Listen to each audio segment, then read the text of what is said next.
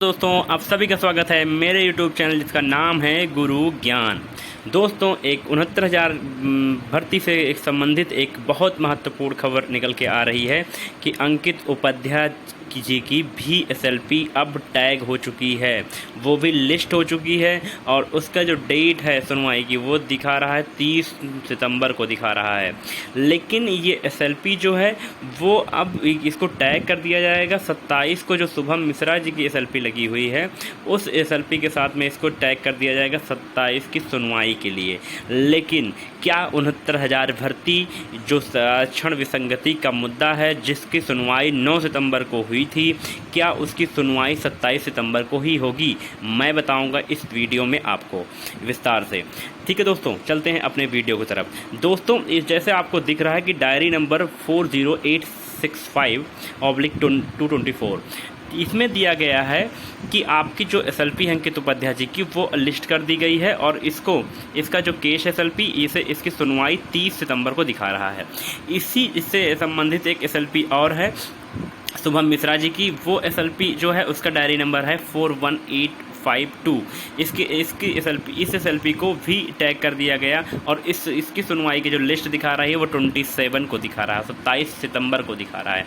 अब ये दोनों SLP टैग हो जाएंगी 27 सितंबर के लिए ही SLP जो अंकित उपाध्याय जी की है वो भी टैग हो जाएगी। लेकिन क्या सुनवाई 27 सितंबर को होगी? 27 सितंबर को सुनवाई होने के चांसेस बहुत कम हैं, क्योंकि अगर रवि सक्सेना जी की जो SLP है वो अगर टैग नहीं होती है, क्योंकि वो बंच मैटर है, अगर बंच मैटर टैग नहीं होता है इन सब के साथ में तो 27 को सुनवाई संभव नहीं है।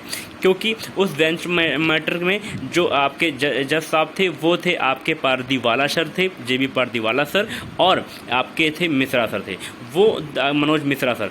वो जो बेंच थी वो एक मैटर जो है वो बंच मैटर है, उस बंच मैटर को इसके साथ में टैग होना पड़ेगा। अगर रवि सक्सेना के SLP टैग हो जाती है इन सब के साथ में तो सुनवाई 27 को होने की पूर्ण संभावना है। लेकिन अभी का जो सीन दिख रहा है, क्योंकि अब कल एक लास्ट डे रहेगा लिस्ट होने की, कल आपकी जो लिस्ट आएगी उसमें कॉज लिस्ट में अगर वो शुक्रवार को दिखाता है कि 27 को सुनवाई है तो संभावना है कि इसी हफ्ते में आपको सुन लिया जाएगा। लेकिन फिर अगर कल सुनवाई नहीं होती है तो फिर संभावना है कि 10 से 15 दिन बाद ही डेट लगने की पूर्ण संभावना है, क्योंकि इसके बाद आपकी शारदीय नवरात्र की छुट्टियां हो जाएंगी, फिर उसके बाद दशहरा है, तो कोर्ट कहीं ना कहीं इतना बिजी शेड्यूल होता है कि आपकी सुनवाई होना संभव नहीं है। लेकिन अगर 27 को सुनवाई होती है तो जो टीमें हैं वो कहीं ना कहीं अपने सीनियर एडवोकेट को लेकर उतरेंगी।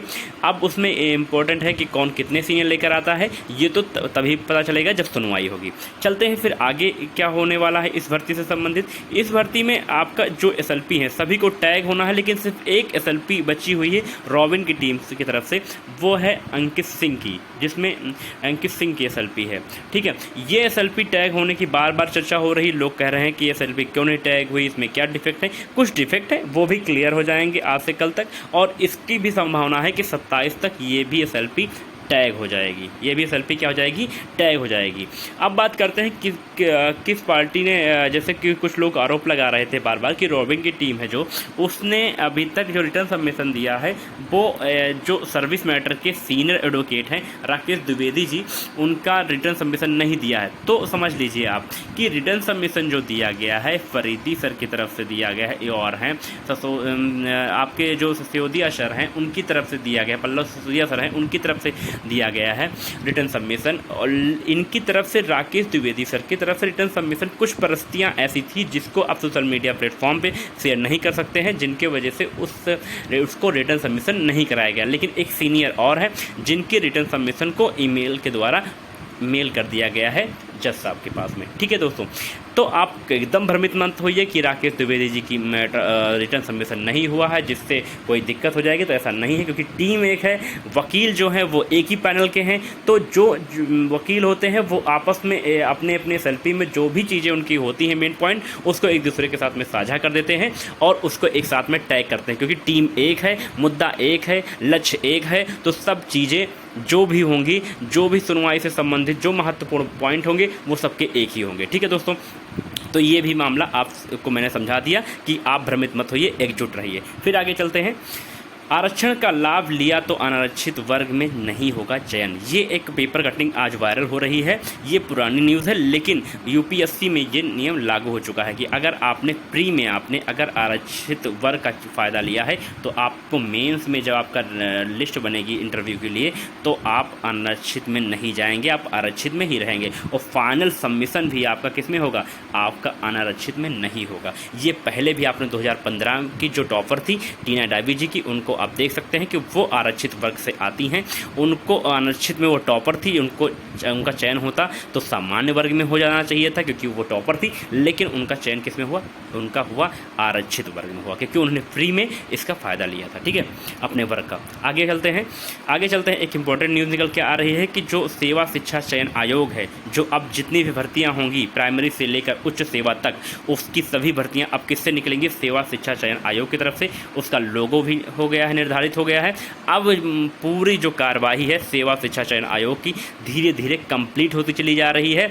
अब भर्तियां जल्द से ही जल्द आने की पूर्ण संभावना है। अगर भर्तियां आ जाएं तो फिर जो मुद्दे, जो विवाद चल रहे हैं अन्य भर्तियों के, वो कहीं ना कहीं अपने आप सॉल्व हो जाएंगे क्योंकि जब छात्र कहीं किसी दूसरी भर्ती में मेहनत से लग जाएगा, दिन रात एक कर देगा, उसकी तरफ उसका ध्यान हो जाएगा तो वो विवाद कभी नहीं खड़ा करेगा। आगे चलते हैं अपने वीडियो की तरफ में। आगे वीडियो में एक इम्पॉर्टेंट पॉइंट ये है कि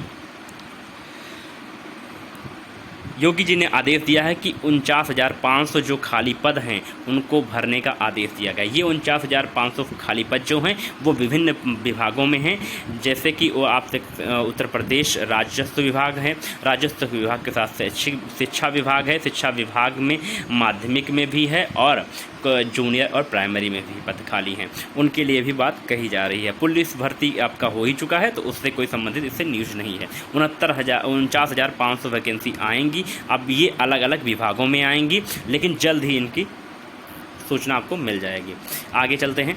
आगे है कि आप मेरे चैनल को सब्सक्राइब कीजिए, शेयर कीजिए और मेरे चैनल को सब्सक्राइब कर लीजिए, जिससे आपको लगातार इस भर्ती से संबंधित सभी जानकारियां आपको मिल जाएं, समय मिल जाएंगे। दोस्तों, आपको मैंने बताया कि 69,000 भर्ती का अभी जो लिस्ट है 27 को, उसकी सुनवाई होने की संभावना बहुत कम है और अगर SLP सभी टैग हो जाती है, रवि सक्सेना की भी SLP टैग हो जाती है, तब सुनवाई होने की संभावना है। आप बने रहिए, एकजुट रहिए, एक साथ रहिए और लगे रहिए।